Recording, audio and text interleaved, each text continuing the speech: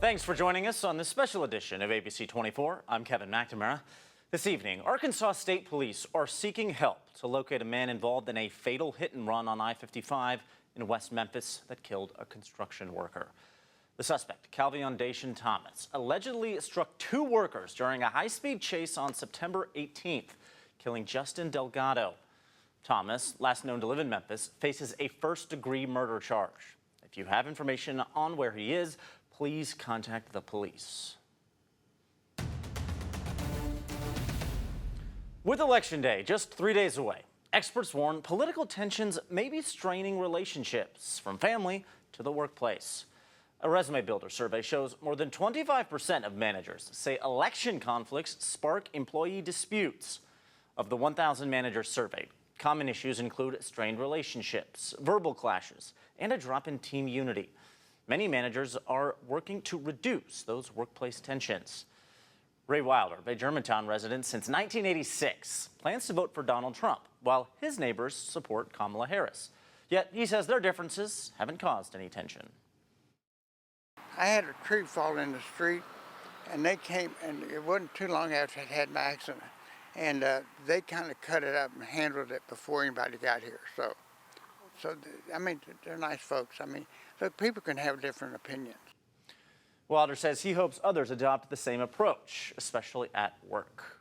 The survey indicates that 7 in 10 managers are so concerned about ongoing conflicts, they might encourage remote work even after Election Day. The Shelby County Voter Alliance suggests political conversations are best left off the clock. There's no place for violence in this atmosphere because it could escalate very quickly. Again, maybe it would be best if you left politics out of the workplace because you're there to do a job and you don't want to cause any problems with your coworkers. If some of those statistics surprised you, well, there's more. Those same managers report that politics significantly affect worker performance and productivity. In fact, 1 in 4 employees said they're unwilling to collaborate with colleagues who hold different political views. In an effort to combat hostility and ensure security on Election Day, the FBI's Tennessee office plans to establish an election command post. The center will provide a centralized location to assess election-related threats. It's part of the agency's standard Election Day protocol being implemented across the country. Meanwhile, the Justice Department is deploying election monitors to 86 counties in 27 states, including 3 in Mississippi on Tuesday to ensure the integrity of the general election. It represents a 49% increase in federal monitors since 2020. That's the highest total in 2 decades, amid concerns about partisan influence and voter suppression. Some red states, like Florida and Missouri, resist, asserting that federal monitors are not allowed. Speaking of elections, check this out. Meet Gail Hall. She's a poll worker in Brentwood, Tennessee, with an impressive record of public service. That's right, Gail has been a dedicated election volunteer for 40 years, if you can believe that. Her favorite part of the job? Helping first-time voters cast their first ballot, whether they're 18 or 99. Gail believes this will be her last presidential election, but she's willing to come out of retirement if needed. Be sure to watch ABC24 on Election Day, November 5th. We start our coverage on our streaming channel, 24 Plus, at 7 p.m. And you can also count on us to keep you updated on air, online, and on the ABC24 app. Making national news, one of the officers involved in the 2020 shooting death of Breonna Taylor has been found guilty. Former Louisville police officer Brett Hankinson was convicted of using excessive force during a drug raid at her home and now faces life in prison. Hankinson fired 10 shots in Taylor's direction, but investigators say he did not fire the fatal shot. The jury deliberated for 3 full days before reaching their verdict. I started to feel defeated. It's been a hard thing to trust in the system the whole time anyway, and as the later it got, the harder it got, and I'm just glad to be on the other side. The officer's sentencing is scheduled for March 12th.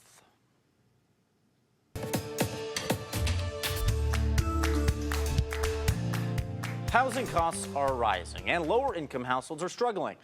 But new data shows middle-class families are feeling the impact even more.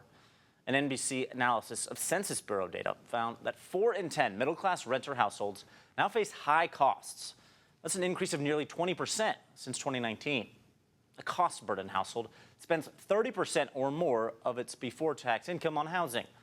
Experts attribute the strain to the tight housing market in recent years. In light of these economic pressures, the latest jobs report before the election day has revealed slower growth in October. The U.S. economy added only 12,000 jobs last month, significantly below the expected gain of 112,000 jobs. That's likely influenced by last month's hurricanes and the labor strikes. Meanwhile, the unemployment rate remains steady at 4.1%. But with Halloween over, retailers are preparing for the winter holidays amid challenges like a tense election and a shorter shopping season. The National Retail Federation anticipates record holiday spending this year, providing hope for retailers with less time between Thanksgiving and Christmas. While parents are picking away at their children's Halloween candy castaways, retailers are working to get ready for the holiday shopping season. We have always seen that the winter holidays have been central to both consumers and to the retail industry. This year is certainly no exception. Catherine Cullen with the National Retail Federation says they expect shoppers to spend a record $902 per person on average this year on seasonal items like gifts, food, decorations, and cards. That's up $27 from last year.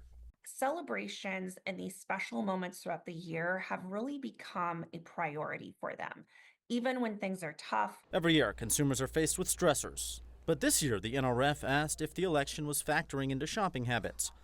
For most, the answer was no. But some are looking for retail therapy. If anything, they might be looking to holiday shopping as a little bit of an escape. Meanwhile, retailers themselves are up against a shorter time clock, with 5 fewer calendar days this year between Thanksgiving and Christmas to entice customers.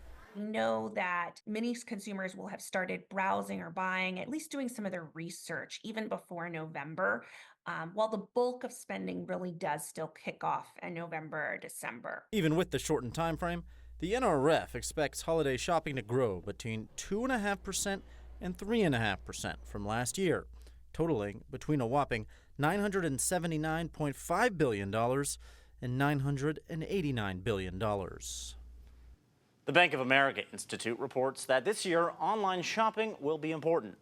More shoppers are expected to browse online and start their shopping earlier than in previous years.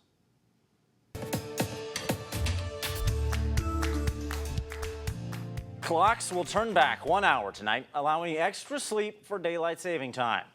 Extra sleep might seem nice initially, but researchers warn it could have downsides. When time changes, the sun rises earlier and gets dark sooner. Doctors advise you shouldn't go to bed too early just because it's dark. Instead, listen to your body. The golden rule for sleep is never get into bed until you're very sleepy. So don't get into bed to try to get sleepy. Don't get into bed hoping you'll get sleepy. Only sleep in your bed. Only go to bed once you are already feeling sleepy.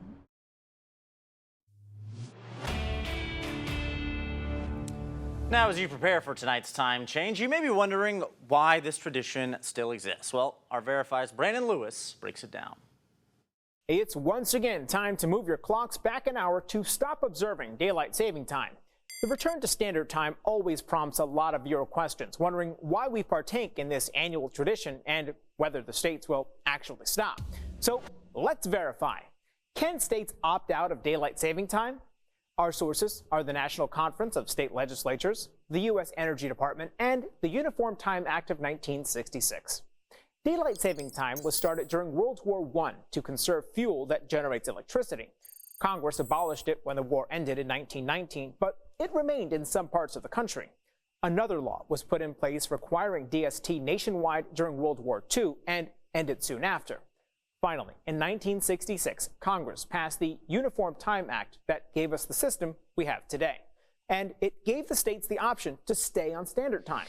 Arizona, Hawaii, and all U.S. territories ditched daylight saving time, as did Michigan for just a few years and most of Indiana until 2006. But no other state has opted out since the law was passed. So it's true, states can opt out of daylight saving time. So why do we keep changing the clocks? Well, it turns out daylight saving time is more popular.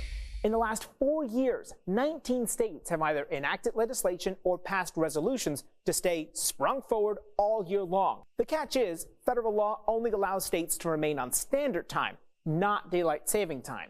For that, they need congressional approval, and so far, Congress has just lengthened DST from 6 months to 8 months, but stopped short of allowing states to keep the sun shining later all year long. With your Verify, I'm Brandon Lewis.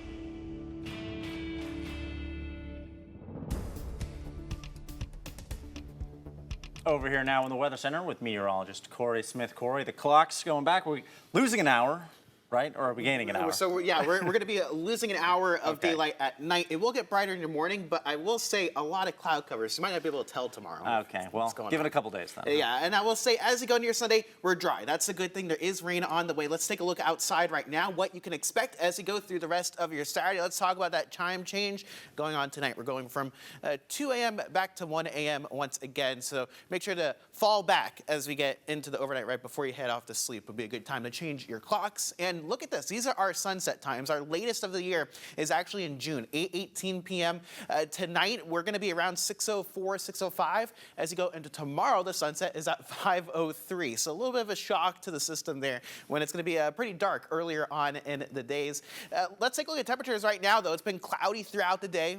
Low 70s for most of us. 73 in Memphis, 72 in Covington, 73 in Dyersburg. We're a little bit warmer in North Mississippi at 77 in Tunica and Clarksville, 75 in Oxford. Take a look at radar and satellite. We have been mostly cloudy here across the Mid-South today. Look at all these showers and storms out to the west. And this is going to stay west of us for now, but eventually tracking some rain chances, especially as we get into next week. It looks like multiple days potentially of some rain here across the region. But if you are heading out tonight, things are going to be pretty quiet. Temperatures are going to be cooler, so maybe a light layer on top of things, but around 69 degrees around 9 p.m., 10 p.m., we're looking pretty good, mostly cloudy skies. Looking ahead, we have a stall front to our south, and this is going to lift up to the north as we head into tomorrow and Monday. It's going to be breezy tomorrow, but especially Monday. It's maybe up to 30-mile-per-hour wind gusts as you can see our winds out of the south. Now, like we talked about, most of the heavier rain for the beginning of the week out west of us, but eventually a cold front moves in as you get into Tuesday, which is Election Day, bringing us a chance of some showers, maybe a couple rumbles of thunder, but overall, I think we don't have any severe weather risk. And this will stall in the area, so it looks like we will have at least a couple days of some rain chances a little bit later on in the week. Does keep our temperatures down as well because of the cloud cover that's going to be sticking around. So tomorrow morning, what you can expect as you get up, we'll be sitting in the 60s, mid 70s as we start off the day, and hour by hour, what you can expect as you go forward, very similar to what we saw today. Mostly cloudy skies, albeit a little bit warmer because of our winds out of the south. It should get us close to around 80 degrees in the afternoon for most of the mid-south. We do stay dry, not expecting any rain for your Sunday, and as you head into Monday, another warm day on the way. We'll be close to 80 degrees as well. So the afternoon, we're sitting close to around 80 as we get into the afternoon. Mostly cloudy skies throughout the day. Overall, not a terrible way to end out the weekend. And as you get near Monday, around 79 degrees, we will be pretty breezy to start off the week. And then the chance of some rain as a cold front moves in on Tuesday for Election Day. So you'll need the rain gear. And then isolated shower chances before our next cold front arrives as you get into next weekend. Rescue workers have recovered the body of the last missing person following the flooding from Hurricane Helene at a plastic factory in Tennessee. Rosa Andrade was one of 6 employees who died after being unable to escape the rising waters in Irwin. Surviving workers from the Impact Plastics factory claim they were not allowed to leave until the parking lot flooded and the power went out. A statement the company's owner disputes. But on September 27th, 11 workers were swept away, with only 5 rescued. And today, the Church of God in Christ held its annual Christmas in November giveaway at its new outreach center. The center will include a credit union, an event space, youth services, family counseling, and other community support opportunities. More than 10,000 people pre-registered to receive food, household items, clothing, shoes, baby items, and even toys for children. It was one of the largest events they've held to date. It's amazing to see the people out here, and it's amazing to be able to give. That is the greatest gift, to give and to show love to everyone that's out here. So it's very exciting today. Officials say FedEx was also there, aiming to offer 1,000 job opportunities. The Church of God in Christ has hosted it annually since its return to Memphis.